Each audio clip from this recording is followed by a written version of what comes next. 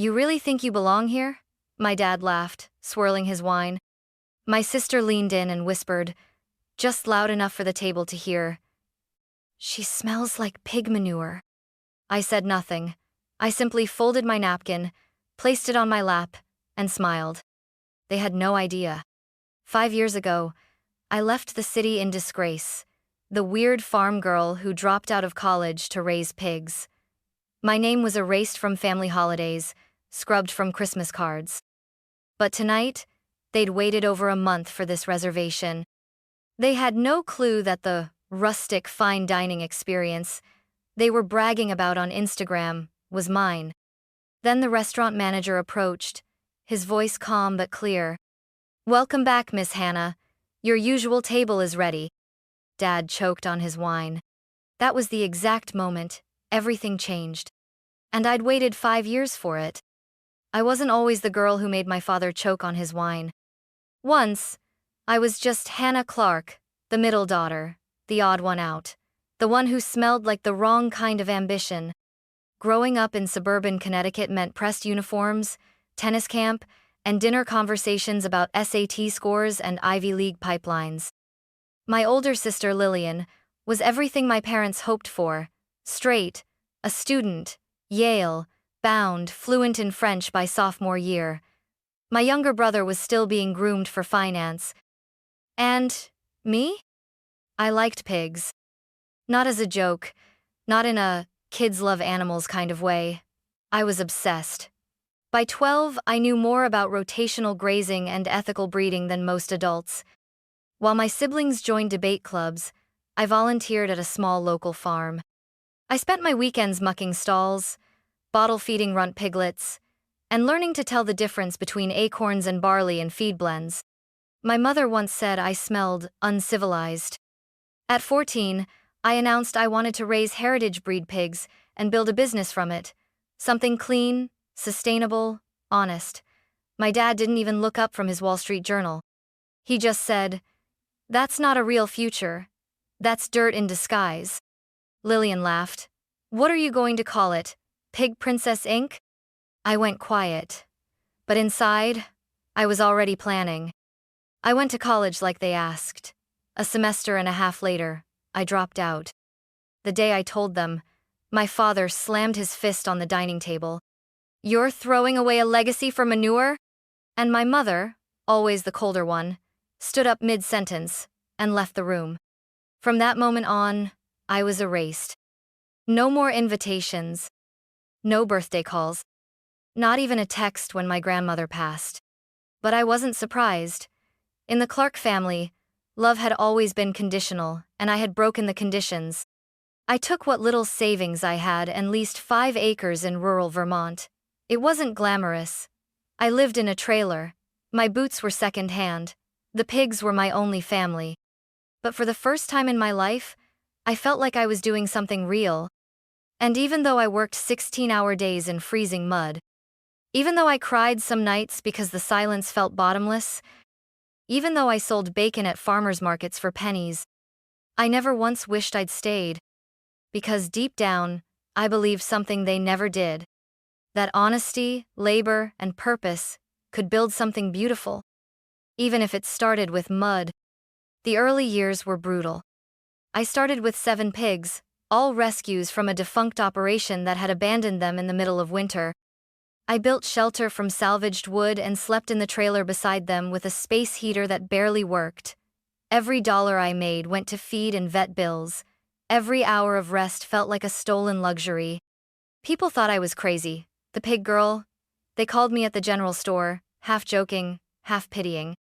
Even the local farmers rolled their eyes when I talked about raising pigs without hormones, without confinement crates, letting them roam in pastures and root freely.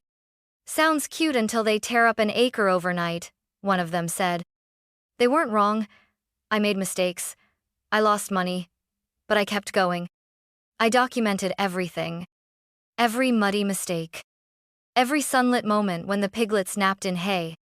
Every time I made something edible, from scratch pork belly with maple glaze, slow roasted shoulder with heirloom apples. I didn't do it for attention at first, but one day, in a moment of tired defiance, I posted a video on social media. What happens when you respect the animal? Real pork, real process. I filmed myself pulling fresh bacon from the smoker, plating it next to eggs from my neighbor's coop and greens I'd grown behind the trailer. I uploaded it and forgot about it. 3 days later, it had 2 million views. Suddenly, people wanted to know more, not just about the pigs, but about the food. How did you make that crackling so crispy? Where can I taste this? Do you sell it anywhere? An editor from a food blog reached out. Then a reporter from a regional magazine. Then came the email I couldn't believe. A small investor group out of Boston wanted to talk. They'd seen my content. They liked my values. They wanted in on something small, farm to fork, rustic dining with a real story.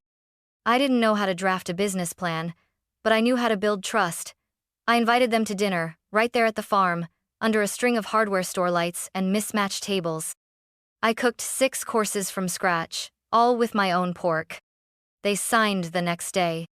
That's how the Honest Pig was born first, just a converted barn with 12 tables, later a full-fledged restaurant with a wait list.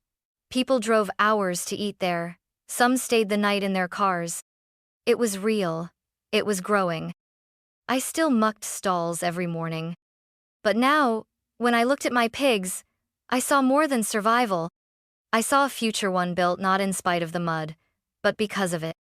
We opened the first official location of the Honest Pig, 9 months after that backyard dinner. It wasn't fancy, just an old feed store we gutted and rebuilt with help from local carpenters and 3 college interns who believed in what I was doing. The walls were reclaimed barnwood, the tables handmade from pine, the chairs mismatched on purpose. There was no sign outside, just a small iron pig silhouette above the door. But what mattered was the smell. Every evening, as the hickory smoke rolled from the open kitchen and the scent of slow braised pork shoulder drifted out onto the gravel parking lot, people came. They brought lawn chairs when we ran out of seating. They waited 2, sometimes 3 hours, and they told their friends. I built the menu from everything I'd learned in the field. Pork chops with apple cider juice, crispy pig ear tacos with lime crema, house-cured ham served over skillet cornbread with hot honey. Everything came from small farms I trusted, including my own. No shortcuts, no frozen meat, no food that hadn't been touched by real hands. It wasn't just food, it was a statement. Food writers started showing up. One from Bon Appetit called it the most honest plate in New England. The New York Times sent someone a month later. They called me the Pig Lady of America. I laughed at first, but it stuck. Soon, I was getting offers to expand. Most of them were wrong big money, with big strings attached. I turned them all down, until I met Gloria Sandoval, a Latina entrepreneur who'd built her own bakery empire from scratch. She said, "What you've built is beautiful. Let's scale it without selling your soul." We partnered. I kept the name, the food, the vision. She brought the systems, the network, the discipline. Together, we opened the flagship location in the heart of Boston, inside a restored train station with vaulted ceilings and exposed brick. The kind of place my parents might visit and say, "This is real dining." It had a 6-month wait list within 2 weeks. We made Forbes 30, under 30. I was invited to speak at food summits and sustainability panels. And I still refused to put my face on the website. I didn't want the brand to be about me. I didn't need their applause. Especially not theirs. My family still didn't call. They probably assumed I was running some roadside meat shack. They had no idea their friends were posting selfies inside my restaurant. And when I got the email from my sister, "Dinner reservation confirmed. Can't wait to celebrate my engagement with the family at the Honest Pig."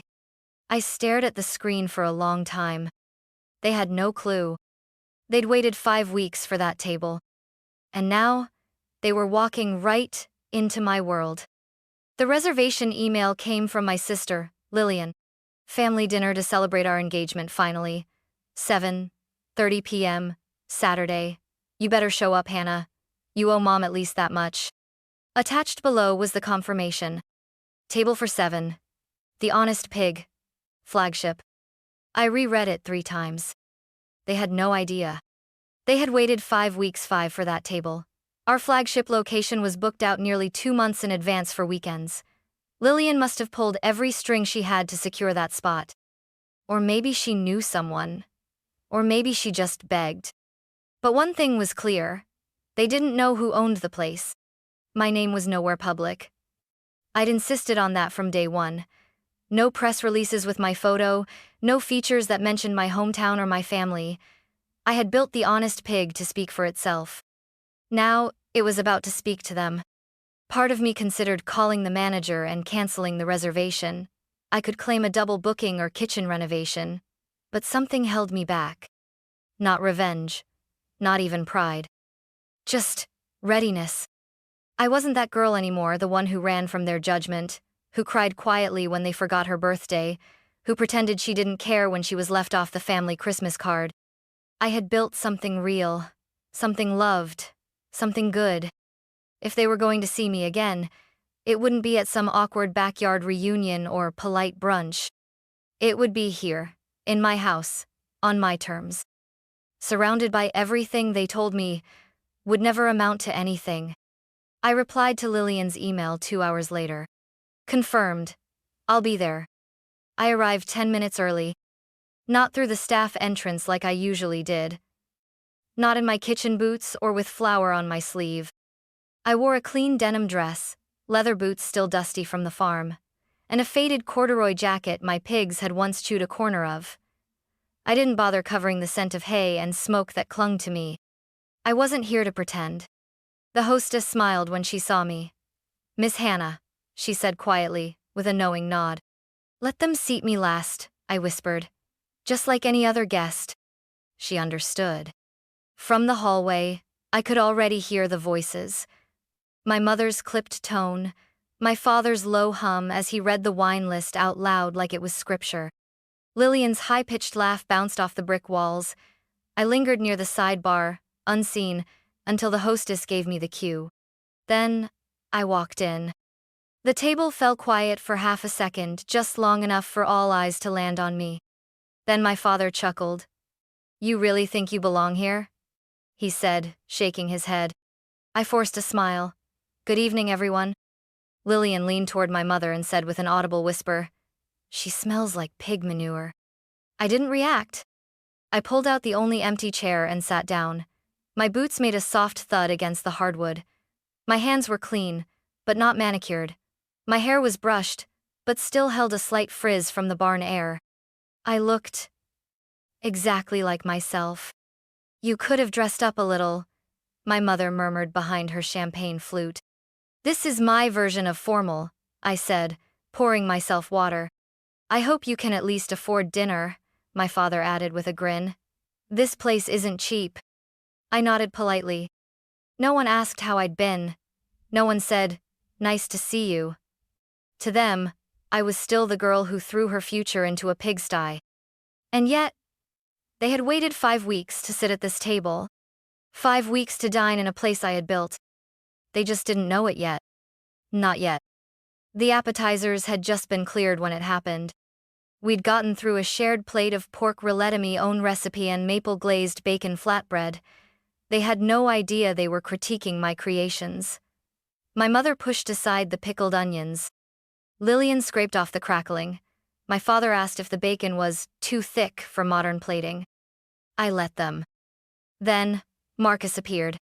He was our general manager, polished, calm, and sharp as a carving knife.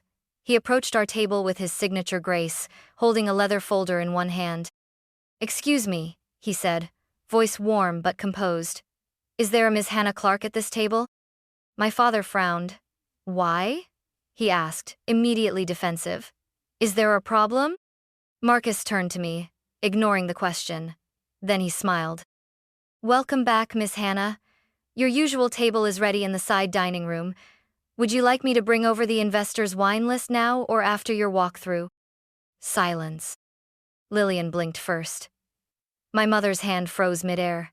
My father choked on his wine. Literally. He coughed twice, then dabbed at his lips with his napkin, eyes wide. I'm sorry, what?" he asked. Marcus turned to the rest of them, still professional. Miss Clark prefers to dine privately when she visits the flagship. The back room was held for her. Shall I move this party there? No, I said gently, setting down my water. This table is perfect. My family stared at me like I'd grown tusks. You work here?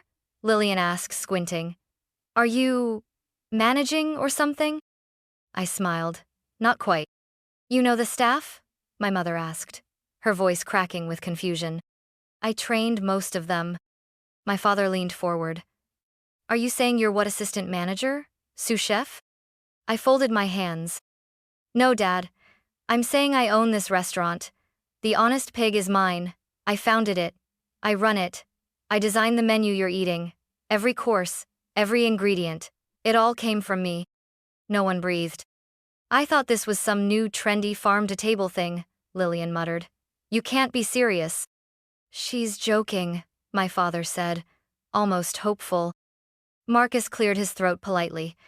Actually, sir, Miss Clark is not only the owner, but the executive chef and founder of our entire restaurant group. This flagship is the heart of our brand. The brand? My mother repeated. I turned to her. We have 7 locations now. Boston, Portland, Chicago, Denver. I opened them using pork raised from my farm, the one you called a patch of mud and dreams. The words landed like knives. You lied, Lillian whispered. You made us think you were struggling. No, I said softly. You assumed I was. But why? My mother asked, blinking fast. Why wouldn't you tell us? I looked around the table, at the people who had once decided I was only worth loving if I played by their rules. Because I wanted to see who you were when you thought I had nothing, I said, and now I know. Marcus, still standing by, spoke again. Chef Miranda would like your opinion on the heirloom rib rub, Miss Clark, before the team finalizes the spring menu. I stood. I'll be back shortly, I said, adjusting my jacket. Enjoy the entree.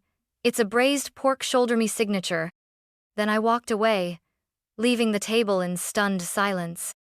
I returned to the table 15 minutes later. They hadn't moved. No one had touched the entree, steel steaming, still perfectly plated. The air around them hung heavy with something I hadn't felt from them in years. Uncertainty. Lillian looked up first. So, it's all true? I nodded. My father sat rigid, as if trying to reframe everything in real time. You built all of this? Yes, I said quietly. From scratch. From the pigs you once laughed at. My mother adjusted her pearl necklace, her go-to gesture when caught off guard. But the funding, the operations, the growth, how could you? I worked 3 jobs the first year, I cut in. Slept in a trailer with blisters on my hands. Cooked on a single burner for farmers in the rain. I saved. I borrowed. I pitched. And I made every dollar count. Lillian leaned back. You could have called. You didn't have to cut us off. I raised an eyebrow. You cut me off the day I said I wanted to raise pigs. You called it shameful. You told people I was going through something. You said I'd come crawling back.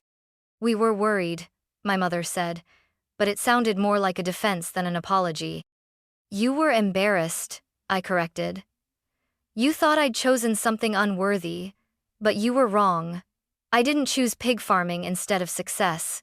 I chose it instead of your version of success. No one spoke. Funny, I added, how you all waited 5 weeks to eat at a place you didn't even know I owned. The same place you now say smells like manure. Lillian flushed. That was look, I didn't mean. You did, I said gently. And it's fine, because it reminded me who I used to be to you, and who I'll never be again. My father cleared his throat, trying to retake control. What matters now is this achievement. Hannah, you've done something remarkable, and I think we all want to acknowledge that. I don't need acknowledgement, I replied. I need respect, real respect, not the kind that arrives only after a Forbes article or a reservation confirmation. There was a pause. Then Lillian asked, So what now? You cut ties forever? Let this dinner be the last? I looked at her for a long moment. No, I said. But from now on, everything changes. If we're going to have a relationship, it will be on my terms. That means no jokes about pig manure, no sideways glances at my boots, no more wondering how I can afford things. I think we can manage that, my father said, stiffly. I'm not finished, I added. They all stilled again. I don't want any networking favors, no investment offers, no guest invites to events so you can show off your daughter's restaurant. I'm not a family trophy now that I'm successful. I'm still the same girl who loved the smell of soil and hay more than silk and champagne. My mother's lip trembled, but she said nothing. And one more thing, I said. I'm proud of what I built, but I'm prouder that I built it without bending to become someone you'd finally accept. My voice softened. I'm here tonight not because I need your approval. I'm here because I finally don't. Lillian exhaled. Okay, she said quietly. That's fair. And, I added after a pause, if you'd like, I could host the rehearsal dinner here, as my gift. Her eyes widened. You'd do that? You're still my sister, I said. But let's be clear, this isn't about proving myself to you. It's about offering what I've built, on my own terms. For the first time all night, she smiled, a real one. Across the table, my mother's eyes glistened. My father looked down, almost ashamed. Maybe for the first time in his life. I'd like that, Lillian said softly. And I'd like to know more. About what you do. About how you got here. You'll have to come early, I smirked. I'll show you how to feed the pigs. She laughed. I just might. And in that moment, for the first time in years, the table didn't feel like a battlefield. It felt like a beginning. Later that night, after the plates had been cleared and the last glasses of cider sipped to silence, I stepped into the kitchen. My sanctuary. Miranda, my head chef and the backbone of this flagship, looked up from the pass window and grinned. So, how was dinner with the royals? I laughed. They choked on the pork, metaphorically and literally. She raised an eyebrow. The rub too spicy? No, I said. The truth was. We reviewed the spring menu changes, tasted a sliver of smoked belly for salt, adjusted the char on the seared loin. The usual rhythm of a closing shift grounded me like it always did. When the team finally wrapped up and the lights dimmed to the after-hours glow, I lingered near my office. I checked my phone. A message from Lillian. That was a lot, but thank you. Also, can we talk next week? I'd love to bring someone by the farm. No judgment, just curiosity. I smiled. Maybe she meant it. Maybe she didn't. But for the first time, she was reaching out not to correct me, but to understand me. I typed a short reply. Sure, wear boots. I turned off the kitchen lights and walked to the back patio or staff break area that overlooked the small herb garden we kept on site. Even in the city, I'd insisted we grow our own thyme and mint, basil and chives. A reminder of where it all began. The night was quiet, cool, the kind of quiet that doesn't feel empty but earned. I sat on the wooden bench by the rosemary bush and opened my leather-bound notebook, the one I used when things felt too big for screens. I wrote, I used to believe that success would feel like applause, but it doesn't. It feels like stillness, like peace, like not flinching when someone questions your path, because you no longer need to defend it. It feels like mud on your boots in a room full of crystal, and not caring. It feels like walking into a restaurant and knowing every scent, every story, every soul behind the dishes, because you built it. It feels like being the same girl they once called foolish, and not needing to prove them wrong anymore. I closed the notebook and looked up at the sky. The stars were dimmer here than on the farm, but they were still there, constant, like truth, like roots. And I knew, finally, I had come full circle. Not because they saw me now, but because I no longer needed them to.